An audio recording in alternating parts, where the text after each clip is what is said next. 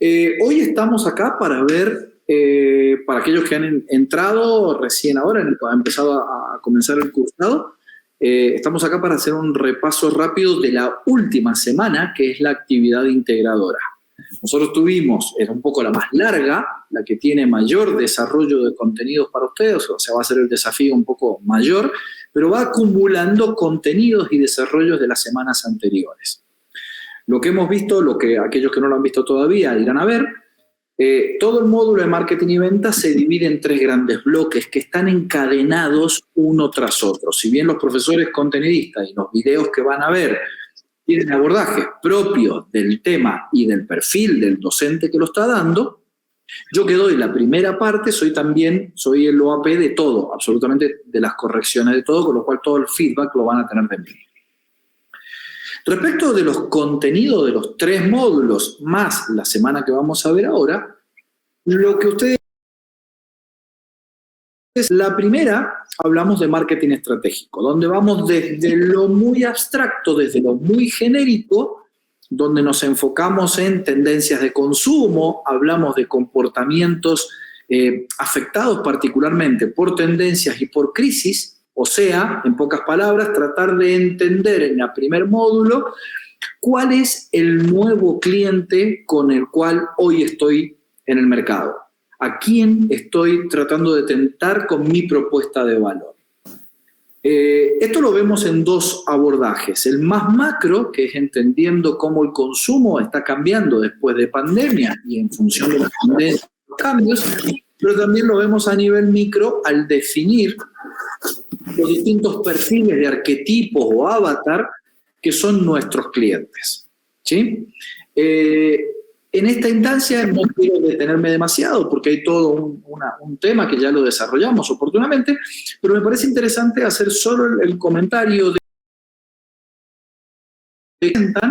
veo la natural tendencia a ser muy genéricos a describir el perfil del cliente. Recuerden, mientras más competitivos son los mercados, más difícil es generar una propuesta de valor exitosa si estoy siendo o pretendiendo ser bueno con todo el mundo. No digo que una empresa no pueda ser multitarget.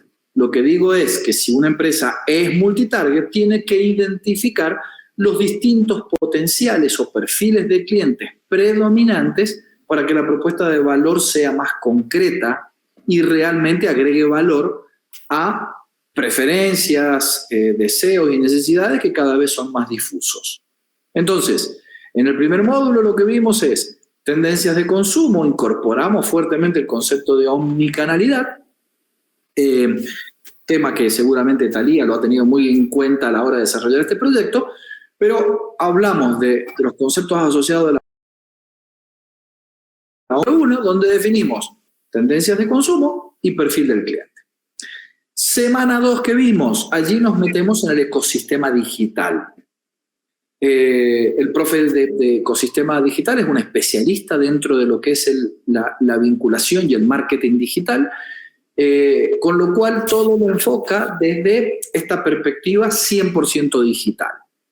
La idea es que nunca nos olvidemos que cuando hablamos de omnicanalidad, hablamos de vinculación analógica y digital. Entonces, si bien en esta segunda semana todo el abordaje es digital, nunca pierdan esta perspectiva de que nuestro cliente tiene que tener la posibilidad de resolver sus problemas o su vínculo con la marca de la manera que él quiera. ¿Sí? Sea analógica, o sea digital, o sean ambas. En la tercera semana ya lo que hacemos es volcar las otras 2 semanas en el modelo comercial que le llamamos a ese módulo completo. En esta tarea que suele ser la más complicada para ustedes, lo que buscamos es que todo este modelo que entendemos o que está en la cabeza de ustedes de relacionamiento analógico y digital con el cliente, lo vuelquen al proceso de vinculación. Usualmente el proceso de vinculación no es ni más ni menos que un funnel. Entonces, esa tercera asignatura lo que pretende de ustedes es, primero que nada, que definan el estado omnicanal de la empresa. ¿sí? O el proyecto. Acá suele pasar que cuando presentan un proyecto o una empresa que viene de una extracción 100% analógica, lo que veo yo es el vaso medio lleno, la oportunidad de presentar cómo sería mi formato omnicanal y no quedarme con una mera descripción de lo que soy. No, nosotros tenemos un vínculo 100% digital porque le y nuestro vínculo es punto de venta, el cliente me busca y a lo sumo tengo una página web. Bueno, el desafío en realidad es que piensen en términos omnicanal cómo podrían redefinir ese modelo de vinculación incorporando canales analógicos y digitales y ese modelo de vinculación lo vuelquen a un funnel, que es el punto, si mal no recuerdo, el punto 2 o el punto 3 de la actividad 3. Perdón, el punto 2. Allí sugerimos usar Funnelytics, que es una herramienta que siempre nosotros recomendamos que se use porque es muy intuitiva, muy fácil de registrarse y tiene mucha capacidad de síntesis a la hora de que describamos la forma en que vamos a trazar nuestro funnel. Pero cabe anotar que no es necesario que usen Funnelytics, que sí es necesario que dibujen ese funnel, que no lo describan como un texto. El abordaje hacia eso pierde esta capacidad visual. Pensemos, por ejemplo, no sé, un flujo de actividades para aquellos que son ingenieros, o pensemos en un blueprint que estuviese descrito a mano en un PDF o en un Word. Es complicado de entender, complicado de abordar. El funnel tiene que naturalmente ser dibujado desde un concepto visual que nos permita rápidamente interpretar todas las etapas del relacionamiento con el cliente. Hasta ahí llegamos a la etapa 3 y ahora pasamos a la actividad 4, que es básicamente la que hoy nos ocupa y va a estar este video guardado en esta última semana, que es la actividad integradora. Al principio les decía que la actividad integradora es una actividad más compleja en cuanto a los desarrollos. Antes de abordar la actividad, me gustaría que aquellos que quieran hacer algún comentario, que tengan simplemente habiliten el megáfono, tenemos tiempo, me gustaría escucharlos. Bien, excelente pregunta de Jack. Bueno, Funnelytics viene de funnel de ventas. Un funnel es un embudo de ventas y es un modelo, el embudo de ventas o funnel de ventas o de marketing, ¿no? Es una técnica que se utilizó desde la aparición fuertemente desde la aparición de los modelos digitales de relacionamiento con los clientes, puntualmente desde el inbound, donde se describe las distintas etapas en forma visual, las distintas etapas por las que el cliente pasa en todo el proceso de vinculación con la marca. Desde que generamos el proceso de atracción, ¿sí? Siempre el funnel siempre está visto desde el lado de la empresa. Desde el proceso de atracción hasta, pasando por todas las etapas, hasta la conversión y posterior fidelización. Funnelytics es una herramienta es gratuita, es freemium, ¿no? Tiene la posibilidad de usarla en forma gratuita, con features básicos o con prestaciones básicas, que nos permite dibujar ese funnel. Y de esa manera graficar cuál es el proceso de vinculación con los clientes, describiendo los canales que yo uso para relacionarme con el cliente. No sé si queda claro, Jack, perdón. No conozco la herramienta, pero me quedó claro lo que hace. Bien, si querés directamente te lo escribo acá. Como el nombre es...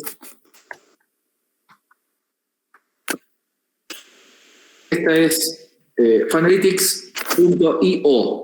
Si lo googleas, lo vas a encontrar fácilmente. Es una de las tantas plataformas que se utilizan para este tipo de trabajo. Algunos usan otras, ¿sí? ¿Listo? Para que no termine aquí, funnel, ¿cómo? Exacto, Funnelytics. Ahí te lo escribo, ¿no? Porque esto desaparece en los mensajitos. Voy a aparecer ahí está. Está, lo escribí bien. Bien. Les recuerdo entonces, para cerrar la actividad 3, no necesariamente tienen que utilizar Funnelytics, ¿sí? Pero es una herramienta que yo les recomiendo que la usen, no solo para la presentación de la tarea, sino también para descubrir herramientas que pueden serles muy útiles profesionalmente. Bien, ¿alguien más? ¿Alguna consulta hasta acá? ¿Pregunta? Simplemente habilite megáfono y lo escucho.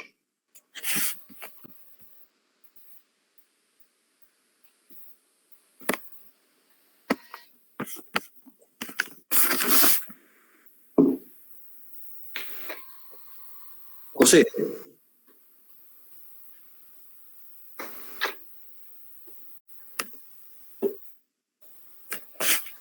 ¿Habilitaste el megáfono por alguna? Bien, parece que no. Bueno, todo bien claro hasta acá por lo que veo. Recuerden que también tenemos instancias donde me pueden escribir en la página, adentro de Canva, y si no, podemos tener una instancia de consulta en este mismo, no en este mismo espacio, pero sí en esta misma plataforma. Lucid también es muy bueno. Yo no lo he profundizado, es verdad, es muy interesante. Ellos creo que usan Lucid Chart. ¿Puede ser, de Marcel? Que sea, es una herramienta muy, muy interesante para... Sí, es muy buena, es verdad. No lo he trabajado en profundidad, pero sí sé que tengo muy buenas referencias. Bien. Bueno, vamos para adelante.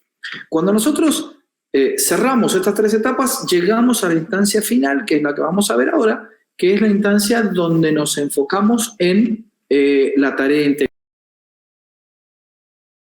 Algunas instancias un tanto más complejas, pero básicamente lo que busca es, primero que nada, que ustedes describan nuevamente la empresa que usan como testigo.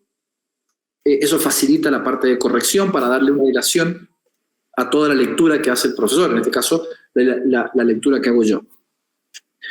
Después se habla de definir la propuesta de valor. Cuando nosotros hablamos de propuesta de valor, lo que nosotros definimos es, primero, entender quién es el perfil de cliente al cual estoy involucrando en mi propuesta, cuáles son las características de mi cliente, qué quiere, qué necesita, qué es lo que desea, qué expectativas tienen de mí y cuáles son los tangibles, entre comillas, los tangibles, la propuesta que yo le genero a él para solucionar sus problemas. Fíjese que yo, en lo personal, ¿no?, utilizo mucho esta síntesis de que toda vinculación entre marca y cliente busca solucionar un problema. Y cuando digo solucionar un problema, solía decir Osterwalder, él habla de los jobs to be done, o sea, los trabajos que el cliente quiere hacer con la marca, ¿no? Para mí es simplemente solucionar problemas. Los problemas pueden ser desde funcionales, emocionales, sociales. Cuando uno habla de problemas, hablo de ¿en qué te ayudo? ¿Qué uso, qué utilidad desde lo social, psicológico, funcional puede tener una marca para con su perfil de cliente? Entonces, cuando nosotros hablamos de propuesta de valor, es básicamente cuáles son mi paquete, mi promesa y mi tangible de productos y servicios con los cuales, y experiencias, con los cuales yo voy a mejorar tu calidad de vida o facilitar tu vida o facilitar tu gestión laboral, si estamos hablando de un mercado B2B. ¿En qué te ayudo? Entonces, cuando nosotros definimos propuesta de valor, lo que básicamente tenemos que dejar muy en claro es, ¿por qué me compra mi cliente? ¿Qué me marca? ¿Qué es lo que verdaderamente está comprando mi cliente? No el tangible. ¿Por qué me elige? ¿Estamos? Hasta acá, esta es primera actividad que se tiene que hacer dentro de este entregable. Sí. Diana, dime. Sí, ahorita cuando tú mencionas la propuesta de valor, lo que me está comprando mi cliente, a veces cometemos el error de pensar en lo que yo le vendo, no lo que él espera recibir. Sí, que creo que es una de las cosas que me quedó clarísima en la materia y es no pensarlo de aquí para allá, sino de allá para acá, que es lo que él percibe como relevante. Como que debería coincidir, ¿no? Debe coincidir, claro. Pero a veces lo pensamos muy desde nosotros, nos enfocamos en la solución y no el problema que él está resolviendo, que le estamos resolviendo a él. Totalmente, Diana, totalmente. Yo suelo usar una diferencia de palabras que en marketing no se usaba mucho, que era marcar la diferencia entre atributos y beneficios. Los atributos hablan de la oferta, ¿sí? Los features. Todo lo que mi producto puede hacer por vos. Esos son atributos. Ahora, si esos atributos no se decodifican como beneficios, estoy generando una propuesta de valor vacía. ¿Está? Lo que uno tiene que lograr es que los atributos coincidan con los beneficios, lo que el cliente quiere. Todos los atributos adicionales encarecen mi propuesta de valor. Y todo lo que yo falto de generar a mi cliente reduce mi propuesta de valor. O sea, el concepto es valor, que valora mi cliente y yo le ofrezco. Y además que debe ser dinámico en el tiempo, que esa fue otra lección aprendida en el emprendimiento que estoy desarrollando, porque tú tomas una foto en un momento, pero la situación va cambiando en el tiempo. A nosotros preciso se nos cruzó con pandemia, entonces después de la pandemia todo lo que para nosotros era la propuesta de valor, pues evolucionó un montón, cambió y ahora el reto es ver y ahora cuál es mi propuesta de valor. Por eso es muy atinado lo que decís, Diana, y ventas, hablando de tendencias de consumo y de cambios en los ecosistemas de consumo. A ver, usando un poco de empatía y siendo menos técnico. Ninguno de los que estamos acá salió igual de la pandemia de lo que entró. O sea, ninguno de nosotros es el mismo que entró a la pandemia como salió. Ahora, si nosotros cambiamos, ¿qué esperamos de nuestros clientes? Sí, Jack. A ver, yo tengo dos proyectos de negocio diferentes. Uno es el tema de la movilidad urbana, tanto en Uruguay como en Paraguay. Y el problema es que el cliente no sabe lo que necesita. La gente vive en la ciudad y no sabe que realmente podría vivir mejor. La persona que lo podría entender es el político, que lamentablemente los países no están dirigidos por planificadores, están dirigidos por administradores, que después se administrarán bien o mal, pero bueno, son administradores en definitiva. ¿A quién hay que convencer? ¿No? Cuando el tema del caos de una ciudad es difícil de captar y ver cuáles son, hay que hacer un diagnóstico, hay que hacer una propuesta y a veces la gente no entiende lo que uno está hablando. Sí. Y el otro proyecto de negocio que tengo es el tema del hierro a medida. En el mundo se maneja el hierro a solamente 12 metros, pero si el hierro fuera de una medida infinita, se ahorran mucho consumo de hierro por los empalmes. Ahora, solamente un ingeniero puede entender eso. Los arquitectos, por lo general, no lo entienden. Entonces, me estoy encontrando con esa dificultad. El cliente tiene un gran beneficio, pero si hay un ingeniero al lado, lo entienden. Si no, el que va a comprar prefiere seguir comprando en la forma tradicional que compró en todo el mundo siempre. ¿Ok? Sí, totalmente. Es un valor interesante que yo le hubiese preguntado a mis clientes qué querían, me hubieran dicho caballos más rápidos. Cuando nosotros hablamos de valor y lo que el cliente quiere y necesita, muchas veces, sobre todo esto da pie a la innovación, el cliente no está pensando en términos del tangible. Necesito hierro de un largo infinito que se adapte en el corte a lo que yo necesito en mi obra. No está pensando en esos términos. No. El cliente lo que está pensando es optimizar su proceso productivo.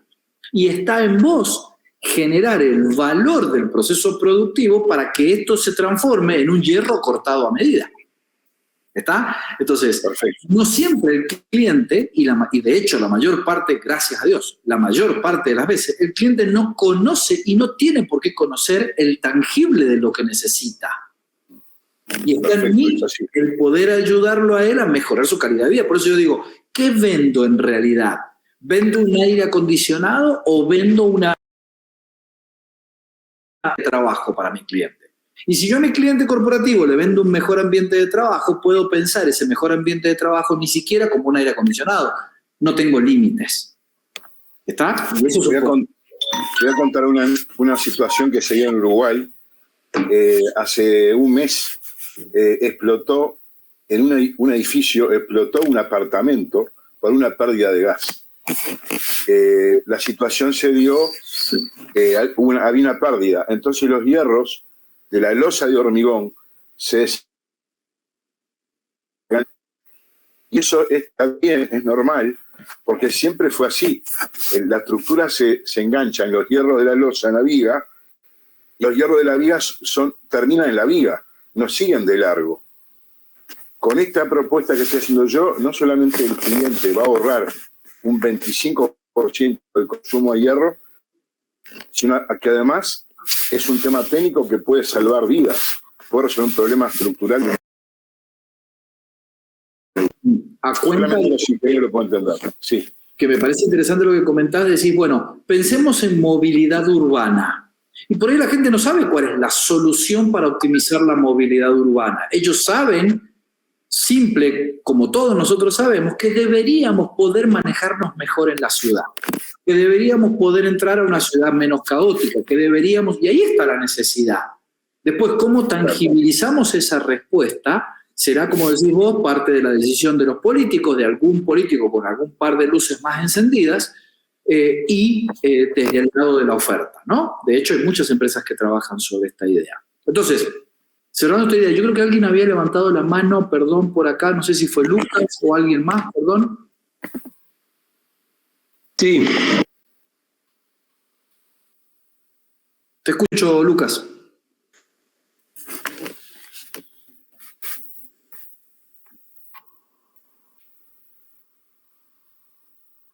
No te... Ahí. Sí, perfecto. No sé si puedo devolverme a la primera actividad y fue algo que me costó trabajo en diferenciar en quién es mi cliente.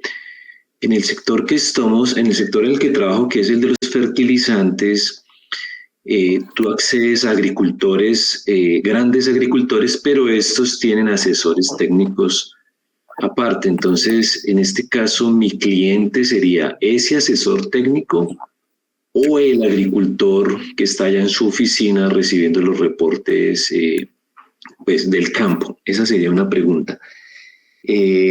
La segunda, con lo que acabas de decir, es qué compra mi cliente y qué necesita mi cliente. Muchas veces los agrónomos somos muy técnicos y nos encargamos de imaginarnos o desarrollar productos muy buenos, pero que comercialmente son muy costosos, o que el jefe de producción no te lo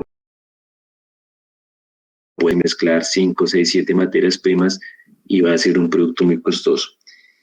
Eso sumado a la frase que dicen que es de Steve Jobs, no sé, que el cliente no sabe lo que quiere hasta que se lo muestres. Entonces tenía como esas dudas, si me puedes ayudar con eso. Bien, bien. Vamos por parte. Sobre la primera pregunta, voy a ir un pasito más atrás en cuanto a la concepción de lo que es el cliente, ¿no? Primero, uno puede pensar en mercados de consumo de consumidor final, donde la propuesta de valor va al consumidor final. Uno puede pensar en mercados puramente corporativos o institucionales, con productos o servicios que se consumen, ¿sí? Fungibles o no, o servicios que se consumen en el mercado B2B, como por ejemplo un insumo para una máquina de una línea de producción, por ejemplo. Pensar en productos que se proyectan a través del canal de comercialización en un B2B a un B2C, ¿sí? Por ejemplo, pensemos en PepsiCo, ¿está? El cliente de PepsiCo o de Coca-Cola, el cliente puntualmente no es el consumidor final, es el comprador de una gran cadena de supermercados, el comprador de McDonald's, por ejemplo, en el caso de Coca-Cola, ¿está? Ese es su cliente, pero nunca pierde la vista del consumidor final. Usualmente yo tomo la regla de que cuando mi producto o mi servicio va a llegar, sin alterarse al consumidor final, yo tengo que pensar en ese cliente primero. Y después pienso en todos los actores de la cadena.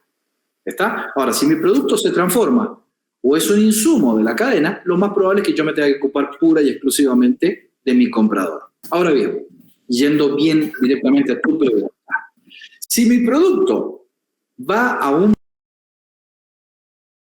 Allí también aparecen distintos actores. En el mercado se le suele decir los buyer persona.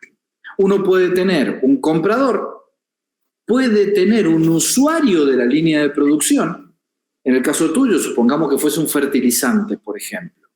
Yo puedo tener un agricultor que lo va a comprar, que se va a ir con su carro hasta su finca, que lo va a poner en su tractor y que lo va a aplicar él.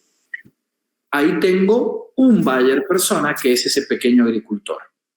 Ahora, si yo voy a venderle a Cargill, ya que tengo acá una persona de Cargill, André, que tiene un comprador para optimizar los procesos de compra de todas las fincas, o el caso de, si mal no recuerdo, de Rocío, ella es un actor dentro de la cadena al cual yo le voy a ofrecer. Entonces yo tengo que arquetipar a Rocío dentro del contexto de su empresa, pero tendré que pensar en la decisión. Por ejemplo, tengo que pensar en el enólogo que hace el desarrollo del producto. Que Rocío tomará una decisión a instancias de los requerimientos del enólogo. Y después tendré que pensar en el ingeniero de planta. En los mercados B2B, resumiendo, yo tengo muchos actores que pueden oficiar de buyer persona. Dependerá del producto, dependerá del canal, dependerá del sector de la economía en el que esté. Ahora, tengo que pensar siempre en el consumidor final. ¿Estamos? Responde un poco tu primera pregunta, Lucas. Sí. Bien. Y la segunda pregunta he hablado tanto que ya me olvidé cuál era. Cuando tú estás en desarrollo de productos, y era un poco lo que hablaba Jack, y es que el cliente no sabe lo que necesita hasta que se lo muestres. Entonces, pensaba yo, ¿qué quiere mi cliente o qué necesita? Pero si él no sabe lo que necesita, porque si tú le preguntas a un agricultor, dice, el mejor producto y el que sea sea económico que lo pueda comprar. Y ahí tú puedes tener una gama muy alta de buenos productos y saber para él qué le es bueno. Que me dé buen rendimiento, pero que también sea accesible al precio. Perfecto. Bueno, creo que un poco la respuesta la dio Diana al principio. El cliente no está buscando una respuesta desde el lado del tangible. Cuando decimos el cliente no sabe lo que necesita, probablemente no conozca el tangible porque vos sos el especialista que le puede ayudar en eso. ¿Está?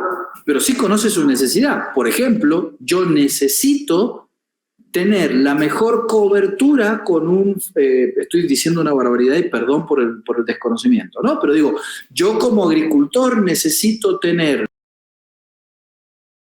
beneficio, necesito lograr que el pesticida o el fungicida tenga la mejor cobertura entre todas las opciones, entre todas las pestes que puedo llegar a tener, perdón que estoy siendo muy poco técnico, y a partir de allí tu desarrollo tecnológico permitirá lograr eso. El producto final no tiene por qué saber qué es lo que necesita el cliente. Lo que se necesita es ser más productivo. Es más, venimos a jugar un poquito más con esta idea. Tu negocio no es venderle un producto químico solamente, es ayudarlo a hacer mejor en el desarrollo de sus campos.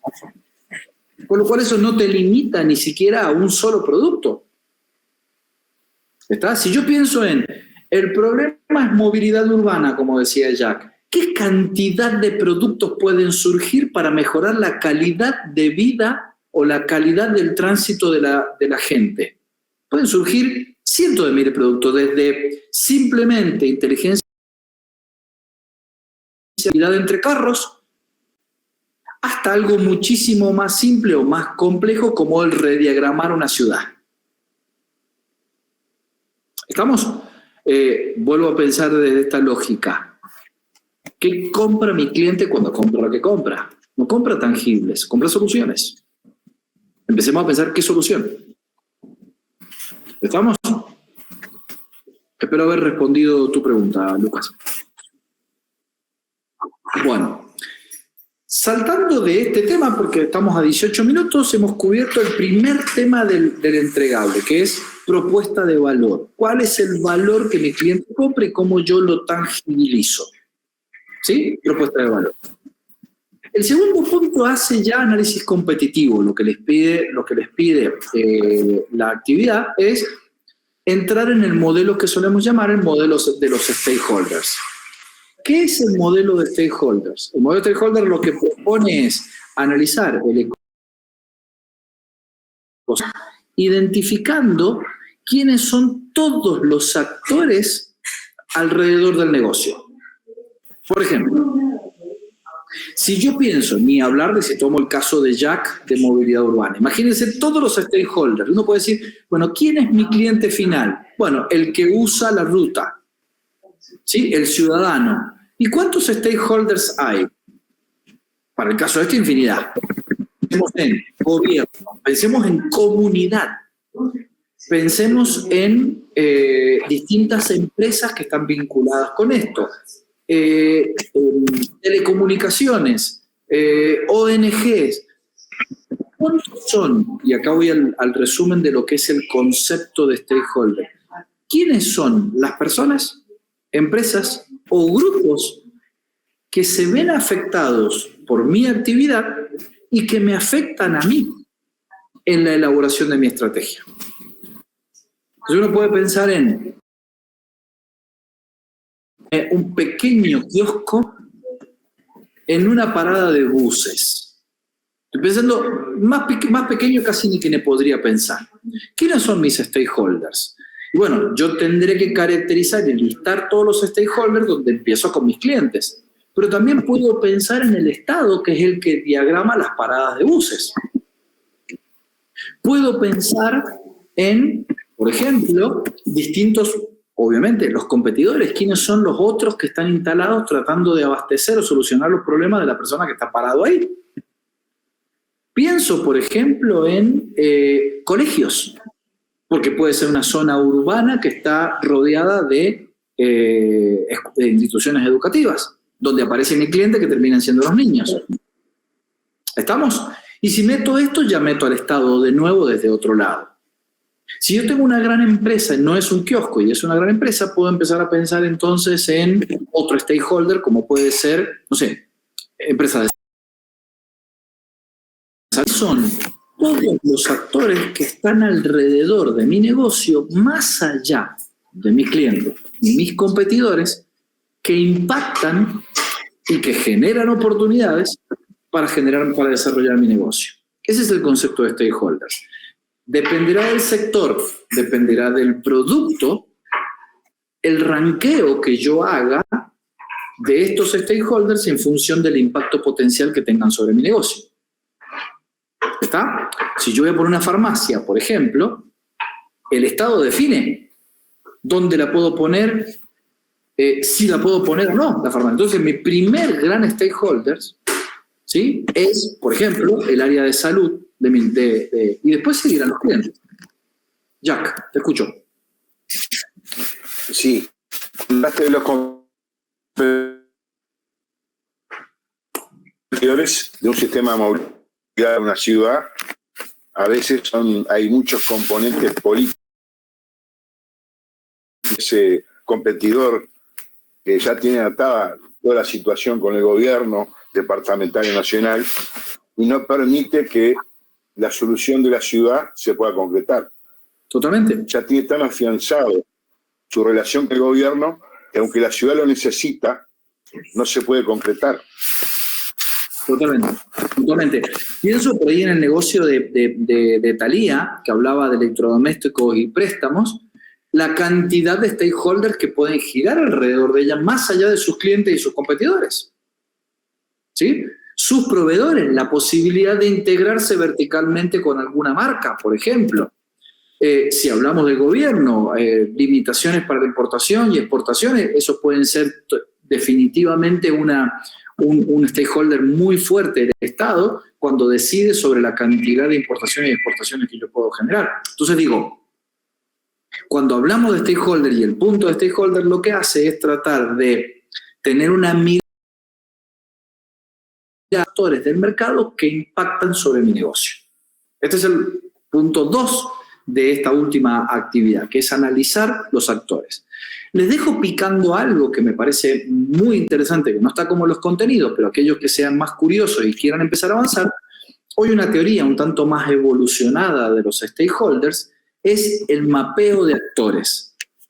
¿Qué diferencia tiene con los stakeholders? Que no pongo a la empresa en el medio, sino que pongo al cliente en el medio. Y digo, si yo pongo a mi cliente en el centro del valor que yo propongo, ¿quiénes son todos los otros actores que pueden solucionar su problema más allá de mis competidores? Cuando yo a mi cliente lo pongo en el medio, no como comprador de un tangible, sino como una persona que quiere mejorar, por ejemplo, su calidad de vida o su bienestar, yo puedo ver que los actores alrededor de la vida de esas personas son muchísimos. Y a mí me aparecen oportunidades. Es una opción interesante, evolutiva respecto del tradicional modelo de stakeholders. ¿Estamos? Bien. Dando un pasito. Stakeholder. ¿Cómo Sí, se escribe stakeholder, perdona? Ya te lo escribo.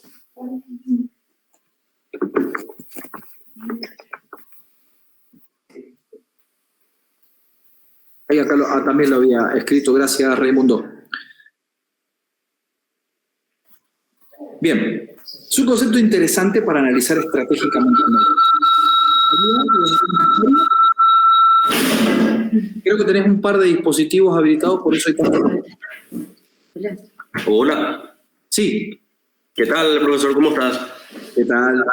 Bien, bien. Yo soy José, me presento. Sí, soy el esposo de Talía. Mi computadora no sé qué problema está teniendo ahora de imagen y de audio, entonces me estoy comunicando a través de su computadora. Quería agregar algo mencionando anteriormente y los lazos no solamente con el cliente, sino con toda aquella parte que forma parte de ese ecosistema o de ese universo dentro del marketing. Nosotros los lazos que generamos no solamente son con clientes, sino también con proveedores, como bien mencionaste. Nosotros somos una empresa llamada Central Shop Electrodomésticos. Pueden buscarnos en Instagram o en Facebook. Ahí tenemos grandes alianzas con marcas como Philips, Aiwa, Sony. Y el mayor recurso de marketing que nosotros obtenemos para hacer nuestras campañas publicitarias parten directamente de ellos. Ellos son los que a nosotros nos dan los incentivos económicos para que nosotros impulsemos las campañas, para que contactemos con los influencers, para que salgamos en TV, en radio. Pero sí, hay que también reconocer que nuestra salida o dentro de esa omnicanalidad, nuestra salida mayor sea en redes sociales. Bien. Para eso te hago la interrupción, profe. Gracias, José. Dale. Bien, vamos llegando al nudo de la cuestión, porque lo que viene después es lo que está enlazado directamente con las otras dos actividades, porque después al final se les pide, dentro de la actividad integradora, y esto quiero dedicarle el tiempo estos minutos que están faltando, se les pide que armen un dashboard o un tablero de control. En lo personal, que soy el que corrige, no es menor, ¿no? Soy un stakeholder fuerte en este sentido, valoro muchísimo que le dediquen tiempo al tema del tablero. ¿Por qué? Porque es el que cierra el círculo. Nosotros empezamos hablando de las tendencias de consumo, tratamos de entender en las actividades posteriores el modelo digital de vinculación, y en la actividad 3 lo que hacemos es pensar, después de haber definido el cliente y haber definido cuál es el abordaje de ese cliente, cuál es nuestro funnel. O sea, de relacionamiento, los canales que voy a usar. En esta instancia entramos a controlar estos canales. El dashboard lo que propone o el tablero de control es que ustedes, para cada etapa del vínculo con el cliente, elijan qué indicador van a utilizar y cómo lo van a medir ese indicador. Ejemplo simple. Yo empiezo mi canal, hablamos del caso de José y Talía. Supongamos que José y Talía dicen, bueno, en mi etapa inicial de vinculación con el cliente, lo que llamamos atracción, yo voy a utilizar 6 canales mayoritarios. Voy a utilizar 4 redes sociales, mi página web, y voy a utilizar, por ejemplo, publicidad orgánica. ¿Está? Bueno, estos grandes canales tienen que estar incorporados en el dashboard en la etapa inicial de atracción. Pues yo tengo que definir, bueno, si yo elijo 5 canales, ¿por qué son 5 y por qué son 8? Porque no son 7. En definitiva, cuando yo armo mi pool de canales, lo armo en función del grado de atractivo que quiero tener para el inbound y también del grado de llegada que quiero tener a mi público general para generar la mayor cantidad de leads. Pero si yo voy a invertir dinero en 7 canales, tengo que saber qué tanto me rinden. Y para eso tengo que medirlos. Entonces, si yo digo, por ejemplo, voy a utilizar Facebook, ¿con qué indicador mido Facebook? ¿Cuál es el ratio que surge de ese indicador? Vamos a la etapa de maduración de leads. ¿Cómo trabajo la etapa de maduración con el cliente? ¿Qué herramientas uso? ¿Voy a utilizar video ads, por ejemplo, o voy a utilizar, por ejemplo, videos en YouTube? Bueno, ¿cómo mido YouTube? Cualquiera sea el proceso que ustedes arman en su funnel, el dashboard lo que les requieren para cada etapa del funnel, los indicadores y la forma en que van a medir. Algunos incluso se animan hasta poner objetivos. No es lo que pide la tarea, pero suele ser muy interesante. ¿Está? En definitiva, en esta tarea integradora es muy importante que ustedes le dediquen tiempo a terminar de armar ese dashboard, volcando los canales que ustedes eligieron en la etapa anterior y poniéndole indicadores. ¿Estamos? Este es un poco el requerimiento final de esta actividad. Y allí queda cerrado la lógica de ¿cuál es el nuevo cliente? ¿Quién es mi cliente? ¿Cómo es mi modelo de relación? ¿Cómo es el canal de vinculación que yo voy a generar con ellos? ¿Y cómo lo voy a medir? ¿Se entiende hasta acá un poco la consigna de esta última etapa de la tarea integradora? Nos quedan 5 minutos para escucharlos a ustedes y que hagan sus comentarios. Diana, Jack, Marcel, que no ha hablado también. Yo hablo al final, porque ya hablé mucho.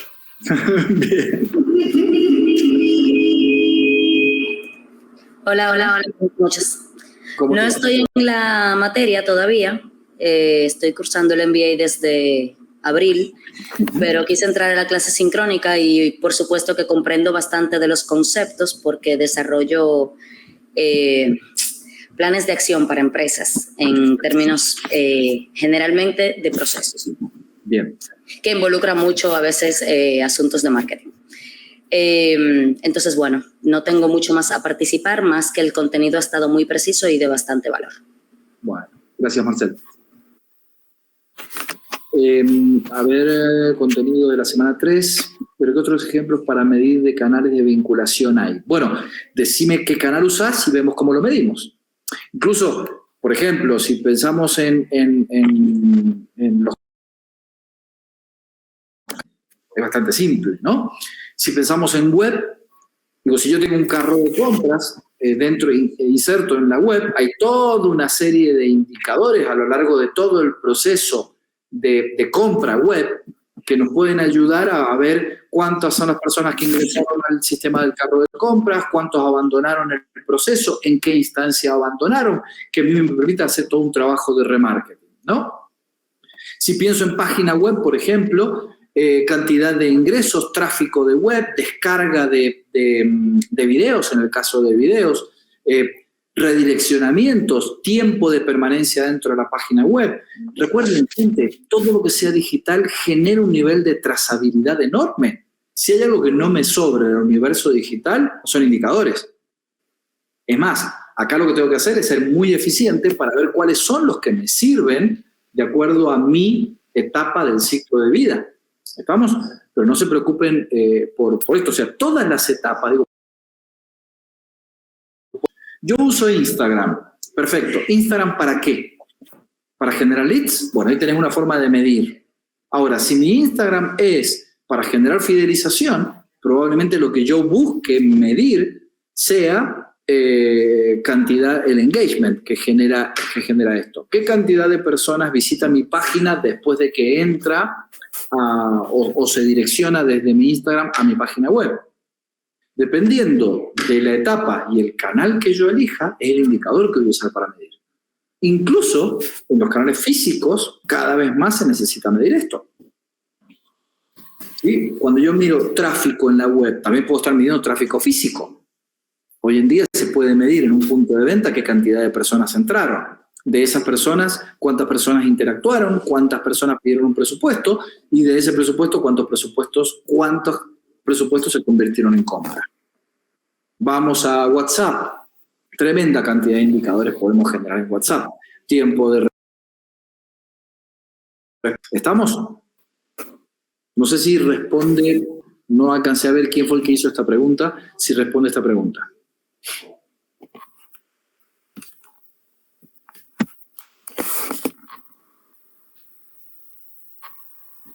Bien. ¿Responde tu pregunta, Raimundo? Antes de que le demos paso a Jack. Angélica también había levantado la mano. No sé si querés esperar un poquito más, Jack, para que hable Angélica. No, espero Angélica. No hay problema. Primero las damas. Gracias, Jack. No, pues en realidad, bueno, desafortunadamente no me coincidió esta sesión con la entrega de la tercera actividad, la cual finalicé ayer, porque pues había sido un punto bastante fuerte. Me confundí un poquito en el tema de los canales, dado y como tal la universidad tiene su plan de marketing y pues tiene posibilidades de muchas cosas de medición y de tener su tablero. Sin embargo, lo hice sobre la unidad en la que trabajo, en la que estamos convirtiendo en una unidad de negocios. Y trabajar sobre el imaginario de los canales pues me costó trabajo, sobre todo porque como es una universidad, pues tenemos unas limitaciones importantes en términos de aprobaciones y de validaciones del ente superior y del gobierno superior para poderlas utilizar e implementar. Entonces, pues aunque ya lo entregué, voy a volver a hacer la tarea porque todo lo que están diciendo es absolutamente clarificador para mí y que sí le da base a la propuesta que debo hacer para esa validación en instancia superior. Aunque hace mi camino más largo, porque claro, si yo quiero institucional, si quiero usar, cualquiera que quiera usar, tiene una validación de un gobierno superior, por lo que es imagen y marca. Correcto. Entonces, pues además me obliga a colocar indicadores de impacto. Y no había calculado indicadores de impacto tampoco. ¿Sí? Bueno, lamento que hayamos llegado tarde con esta clase, Angélica, pero yo volver a leer tu entrega. Vale, pero súper clarificador, muchas gracias, Leo, gracias, y gracias a todos. Un placer. Jack, así vamos cerrando. Dos casos. Uno es el tema de la planificación de la ciudad y la movilidad. Yo los elementos que tengo para medir son, por ejemplo, las masas críticas por zonas. Vamos a poner el caso de Asunción. Asunción tiene el área central, después tiene Luque, que es una pared. Son todas ciudades que tienen su masa crítica que se tienen que trasladar a Asunción en forma diaria. Eso se puede medir. Es más, tengo yo la medición, en base a eso hice la propuesta técnica. No sé si hay otros elementos de medición. A ver, pero con eso se puede... Lo que me parece que sería bueno aclararte sobre esto es que recordá que lo que medimos nosotros es la vinculación con el cliente. Entonces vos primero definís quién es tu cliente o el pool de actores que van a decidir sobre tu proyecto. Y después allí armás el proceso de vinculación. ¿Cómo los atraigo? Eso es funnel, ¿no? Lo que vas a ver en Funnelytics. ¿Cómo atraigo a esos clientes? ¿Cómo es el proceso de vinculación posterior a haberlos transformados en lead? ¿Cómo genero su atracción? ¿Cómo maduro la relación con ellos? ¿Cómo convierto? ¿Cuáles son las herramientas de conversión con ellos? Y después de que convertí ya empieza el proyecto. ¿Cuál es la retención de esos clientes? Cada una de estas etapas involucra potenciales canales que son los que tenés que medir. Lo que acabas de mencionar como información es input para vos vender el proyecto. No es el proceso propiamente dicho de medición del canal. Acá de lo que estamos hablando es cómo medís, Jack, el vínculo con el cliente. En tu caso, el decisor, que puede ser, por ejemplo, el área de planificación urbana del gobierno de Asunción. ¿Está? Perfecto. Bien. De hecho, el tema del hierro, a ver si estoy equivocado, el tema es que la gente no sabe cuáles son los beneficios y 5% de consumo. Ya no lo van a gastar más. Ahí tengo los ingenieros, están los competidores también, que son los que me van a trancar. En la compra. Son los que también buscarás un funnel donde también llegas al consumidor final para que genere pull, para que él traccione. ¿Está? Ahí está. ¿Cómo? Bueno, me queda claro. Bueno, gente, nos hemos ido 4 minutos del horario previsto. Muchísimas gracias por la atención de todos. Recuerden que este material queda guardado y queda grabado en la sala. Si necesitan algo, por favor, no dejen de comunicarse. Y recuerden que también que tienen la oportunidad de conectar conmigo vía Spatial en una consulta.